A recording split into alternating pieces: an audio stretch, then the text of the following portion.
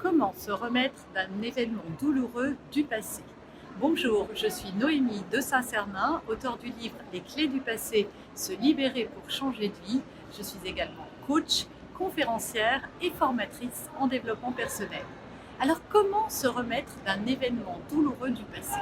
En fait, nous avons toujours deux voies que nous allons prendre, soit la voie du désespoir, soit la voie de la résilience finalement, en tout cas le chemin qui va nous permettre de transcender ce qu'on a vécu de douloureux.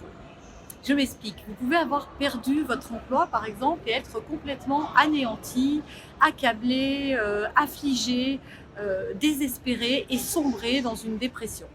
Et puis, la même personne peut avoir perdu son emploi et elle, faire au contraire le choix de se battre, de positiver également en se disant finalement, est-ce que ce métier, je l'aimais vraiment?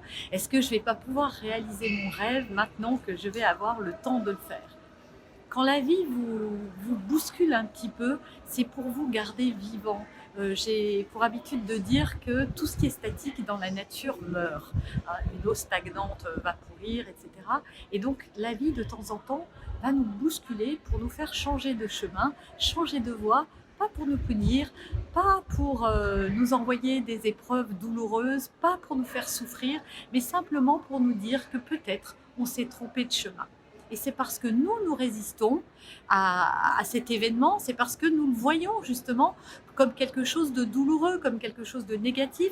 C'est parce qu'on n'accepte pas ce qui se passe que ça crée de la souffrance. Ce n'est donc pas l'événement en lui-même qui crée de la souffrance, mais bien notre réaction par rapport à cet événement, puisque deux personnes peuvent avoir deux attitudes différentes. En fin de compte, rien n'est ni bien ni mal. Et c'est vrai qu'on a pour habitude d'avoir un jugement manichéen. C'est bien, c'est mal, quel que soit l'événement.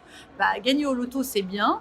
Perdre son emploi, c'est mal. Et je suis sûre que parmi ceux qui m'écoutent, il y en a qui doivent se dire oui, gagner au loto, c'est bien. Et pourtant, on sait aujourd'hui que la majorité des gens qui gagnent au loto vivent très mal le fait d'avoir gagné au loto parce qu'ils sont extrêmement sollicités, parce que ça change des choses dans leur univers et que souvent ils se retrouvent parfois plus endettés quelques années après avoir gagné. Donc il n'y a rien de bien ou de mal, tout est expérience.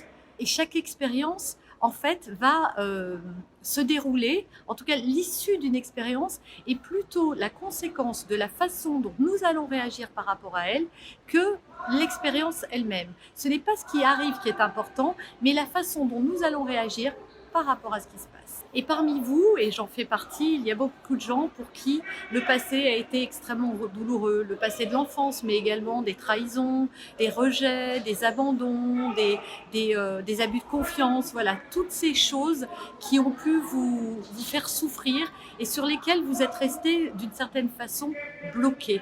Parce que vous attribuez à ce passé et à ces événements un pouvoir supérieur à celui qu'il a en réalité. C'est parce que vous avez cristallisé de la souffrance à travers ces événements et que vous avez surtout cru que ces événements-là, ça vous avait empêché de réaliser quelque chose, qu'ils sont douloureux.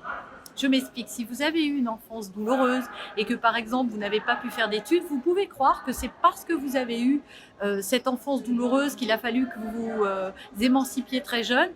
C'est ce que j'ai cru moi, hein, c'est pour ça que je prends cet exemple, qu'après c'était ce qui vous avait empêché de vous réaliser professionnellement et donc de faire des études et d'avoir une belle carrière. Et pourtant, ça ne veut rien dire. Il y a des gens qui peuvent devenir cadre supérieur et ça a été mon cas. Je suis devenue DRH sans avoir suivi un cursus classique scolaire. Donc en réalité, la vie, notre vie est ce que nous en faisons et il n'est jamais trop tard pour avoir une enfance heureuse. Cette phrase, c'est pas de moi, c'est Wayne Dyer qui dit cette phrase et il est vraiment jamais trop tard. Il est toujours temps de refaire sa vie, de reprendre des études, de devenir ce que l'on désire devenir. Et finalement se passer, parce que quand on est enfant, on peut croire que oui, enfant, on n'a pas choisi la souffrance, on n'a pas choisi d'avoir des parents qui nous ont maltraités, de vivre un viol, etc. Et ça peut créer aussi beaucoup de souffrance en se disant qu'on n'a pas eu de chance et que certains ont plus de chance que d'autres. Moi, je dirais pas que certains ont plus de chance que d'autres, mais simplement de changer notre regard par rapport à notre passé. Et je vous demande, alors je sais que ça va pas être facile pour tout le monde, mais en tout cas moi ça m'a beaucoup aidé.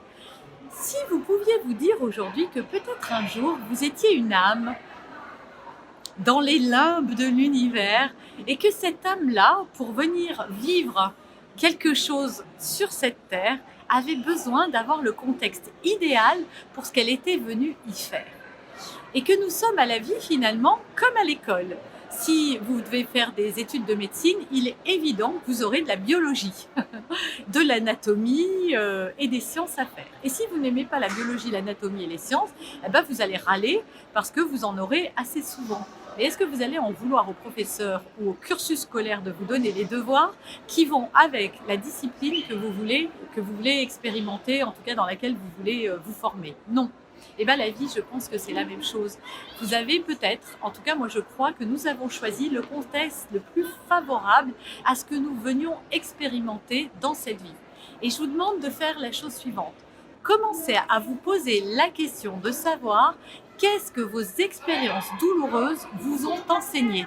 Qu'avez-vous appris? Qu'est-ce que ça a créé comme qualité en vous qui aujourd'hui n'existerait pas si vous n'aviez pas eu à faire face à la souffrance, à l'adversité, à la trahison, au rejet et à bien d'autres choses encore. Voilà, j'espère que cette vidéo vous aura plu. Vous êtes libre, si vous le souhaitez, de télécharger mon e-book gratuit 5 clés pour transformer votre vie. Vous serez également inscrit à ma newsletter pour recevoir du contenu inspirant régulièrement. Et moi, je vous retrouve bientôt dans une autre vidéo. Surtout, n'oubliez pas de vous abonner sur cette chaîne pour être informé de toutes mes publications.